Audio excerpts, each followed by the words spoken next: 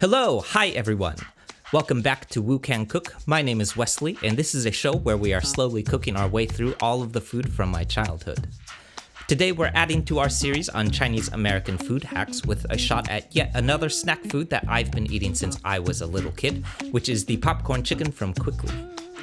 For those not familiar, Quickly is a tapioca milk tea cafe here in the States that is well known for their offerings of Taiwanese street foods, namely pearl milk tea or boba naita, and popcorn chicken, which is essentially small bite-sized nuggets of fried chicken with an Asian-style dry rub.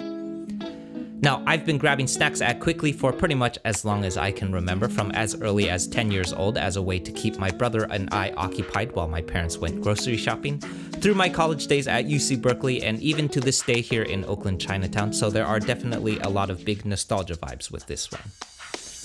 As always, I also took a shot at my own version of popcorn chicken using a number of flavors and elements that borrow heavily from traditional wok cooking like Thai chilies, Thai basil, and Szechuan peppercorn.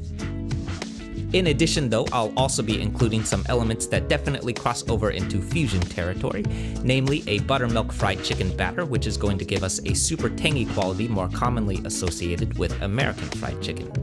So, let's get into it.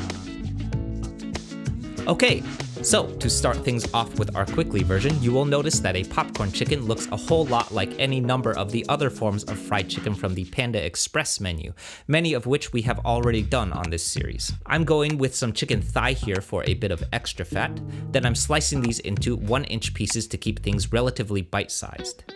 Then I'm marinating this in a pretty simple marinade of 4 tablespoons of soy sauce and 2 tablespoons of Shaoxing wine to start. Then moving on to our dry spices, I'm adding a half teaspoon each of Chinese 5-spice and white pepper. The 5-spice is going to give us many of the aromatic qualities that we often associate with Chinese wok fries like cinnamon and star anise, and the white pepper is going to give us a nice umami bump from its inclusion of MSG. Then we're tossing all of this together until combined, and we're setting it aside to marinate for 30 minutes or up to 1 hour. While we wait for our chicken to marinate, I'm setting up my tempura batter and dry seasoning here. For our tempura batter, I'm separating some egg whites by cracking our eggs over one bowl, then depositing the yolk to our second, depositing our egg whites to our third bowl, and repeating. Then I'm following this up with a 1/4 cup each of cornstarch, AP flour, and my personal favorite, a 1/4 cup of soda water. The carbonation here should help us get a lighter, fluffier batter in our fry due to the carbon dioxide. We're mixing this into a smooth batter that should look a little like a loose pancake batter, then we're moving on to our dry seasoning. For our dry seasoning, we're sticking to some pretty fundamental elements here since, as far as I know it, the Quickly popcorn fried chicken doesn't actually get too fancy. This is a tablespoon each of white pepper, onion powder, garlic powder, and chili powder, and then I'm finishing it off with a pinch of kosher salt. Back over to our chicken, I'm adding the marinated chicken thigh to our tempura batter and giving everything a toss until thoroughly coated. Then over on the stove, I'm heating up my fryer oil to 375 degrees F. Whoa god, remember to buy a new fryer thermometer because these things are not made for deep frying. And I'm adding my chicken about 10 to 15 pieces at a time, making sure our fryer oil does not drop below 350. If it does, that means that you have too much chicken in the fryer. I'm going with the famous Kenji Lopez Alt double fry method here, so I'm pulling these out after 2 minutes, then letting them rest for 5 minutes, and adding them back for a second and final fry for 3 to 5 minutes until golden brown. Since we're cooking these up in batches, I'm seasoning each batch with my dry seasoning immediately after pulling them out of the fryer. Remember that there is a finite amount of time while the chicken is still ripping hot where the dry seasoning will stick to the chicken. Once it cools down, you will find you will have a lot of trouble getting that dry seasoning to stick, so remember to season these immediately after pulling them out of the fryer. I'm repeating this process with my remaining chicken. This took me 2 batches altogether. Then coating again with my dry seasoning and serving these bad boys up with the Quickly signature skewers instead of chopsticks for that authentic Taiwanese street food vibe. These things are incredibly tasty and really scratch that itch for some Quickly popcorn chicken if you're feeling nostalgic for some. I whipped these up last month for a COVID Super Bowl party with my quarantine pod, and they honestly barely survived the first quarter. They're packed with flavor and umami, and they're super addictive because they're bite-sized and super easy to pop into your mouth without even thinking about it. Our tempura batter gave us a nice fluffy fry thanks in no small part to our inclusion of soda water. If I'm being honest though, I think I can give this version a run for its money because I've got a number of great ideas to bring this dish to the next level. So let's check it out. Okay, so for our Wukan Cook version, I'm going with some chicken thigh here again, but this time with a more American style batter and breading. We're starting out with some dry seasonings first. This is a pinch of kosher salt to start, followed by half a teaspoon each of white pepper, chili powder, and Chinese 5-spice.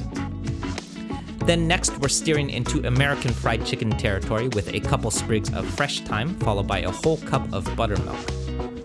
We're letting this marinate so everything can get to know each other for 30 minutes or up to an hour, during which time we can get started on our dry seasoning and aromatics. First up into my mortar and pestle is a tablespoon of Szechuan peppercorn, followed by a tablespoon of white pepper, a pinch of kosher salt, and a quarter teaspoon of Chinese 5-spice. Then I'm grinding all of this together until a very fine pinchable seasoning forms, and we're moving on to our aromatics. Today for our Wukan Cook version, we'll be incorporating some familiar elements to start. This is 4 cloves of crushed and minced garlic, followed by about a tablespoon or 1 inch's worth of finely minced ginger for our aromatics. Then getting into our fun flavors, I'm slicing up 6 to 8 Thai chilies for a bit of heat. I'm leaving the seeds in for mine because I want that heat to pop, but de-seed yours if you are averse to heat though. I'm setting this aside for my wok fry, and we should be about ready to circle back to our buttermilk chicken. Into a large bowl, I'm adding a whole cup of AP flour and dredging my chicken 1 piece at a time, making sure everything is nicely coated. Now I forgot to do this, but if you want an even crunchier, crispier fried chicken, you might also consider adding a few tablespoons of that buttermilk to the flour dredge to create some nice lumps of crispy batter for your fried chicken. Once everything is nicely coated, we're heading back over to the stove where our fryer oil is once again heating at 375 degrees F. I'm adding my chicken to the wok 10 to 15 pieces at a time, again keeping a close eye on our oil temperature and making sure it doesn't drop below 350. We're going with a single fry this time, so I'm pulling them out after 3 to 5 minutes once they're golden brown and 165 degrees F internal temperature. Then I'm tossing them in our dry seasoning immediately after pulling them out of the fryer, and yes, I do mean immediately. They should still be sizzling while you do this if you want that seasoning to stick. Finally, back over on the stove, I'm removing my fryer oil very carefully. Then I'm cleaning out my wok and reheating for our wok fry. We're not frying much here, so you don't need too much oil. This is just 2 tablespoons of vegetable oil going in, and as always, long yao for your non-stick surface. First up are my garlic and ginger, which we are blooming until fragrant for about 10 to 15 seconds. Then I'm adding my Thai chilies next. Remember that these are going to kick up a lot of smoke, especially if the seeds are still in, so make sure that you open up your windows when you add these.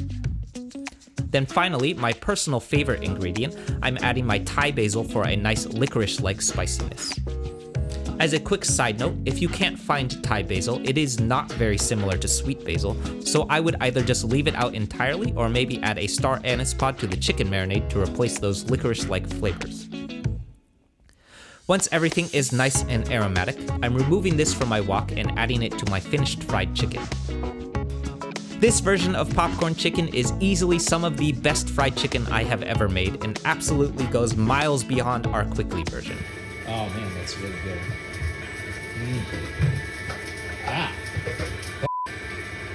It has a whole world of flavors and heat from our Thai chili and Thai basil that just complements incredibly well with the tang of our buttermilk fried chicken. While I acknowledge that the use of buttermilk is definitely not authentically Chinese or Taiwanese, I gotta tell you, if you're not trying this, you are really missing out.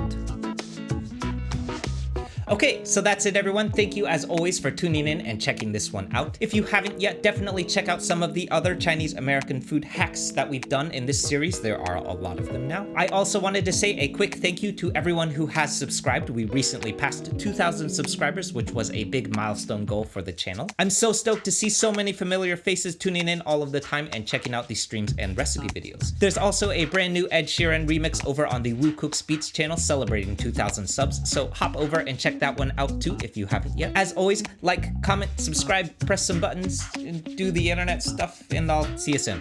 The club isn't the best place to find the lovers, so the bar is where I go. Me and my friends sat at the table doing shots, drinking fast, and then we talk slow.